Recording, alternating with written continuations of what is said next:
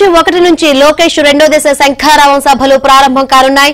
రాయలసీమ నుంచి లోకేష్ రెండో దశ శంఖారావం ప్రారంభం కానుంది.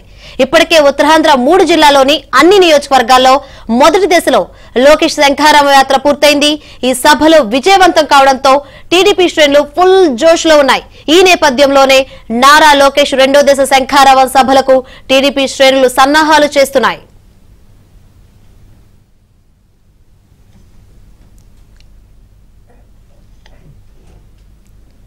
రైట్, మార్చి 1 నుంచి లోకేష్ రెండో దశ శంఖారావం సభలు ప్రారంభం కానున్నాయి. ఇక ఇదే విషయం గురించి మరింత సమాచారాన్ని మా ప్రతినిధి పూర్ణ తెలుసుకుందాం. పూర్ణ,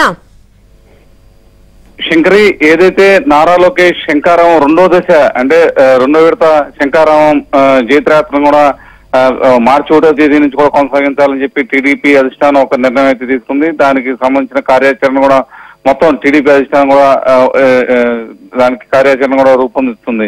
అయితే ఏదైతే ప్రకాశం జిల్లా ఎర్రగొండపాలెం నుంచి కుప్పం వరకు ఈ రెండో విడత శంఖారావం యాత్ర ఉండే విధంగా మొత్తం కూడా ఒక రూట్ మ్యాప్ అయితే సిద్ధం చేసుకున్నారు.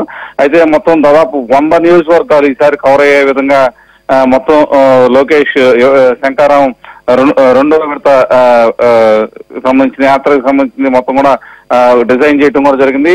ఏదైతే ఫస్ట్ విడత ఉత్తరాంధ్రలో దాదాపు 10 రోజుల్లో 31 నియోజకవర్గాల్లో దిగ్విజయంగా పూర్తి చేసుకున్న ఏదైతే శంఖారావం యాత్ర మంచి జోష్ మీద మొత్తం కూడా కొనసాగింది.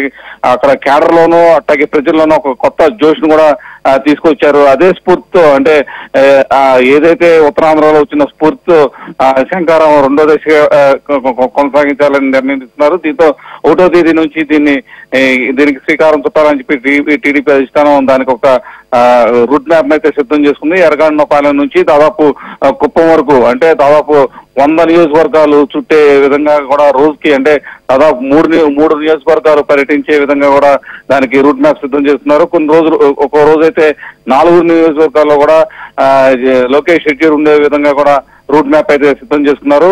అయితే ఇప్పటికే అంటే ఈ రోజు తాజాగా ఈ సీట్ల అనౌన్స్మెంట్ కూడా దాదాపుగా పూర్తి అయిపోయింది. ఎందుకంటే దాదాపు 94 అభ్యర్థుల్ని ఈ టీడీపీ అధినేత చంద్రబాబు తొలి విడత ప్రకటించడంతో మరింత జోష్తో ఉన్నారు.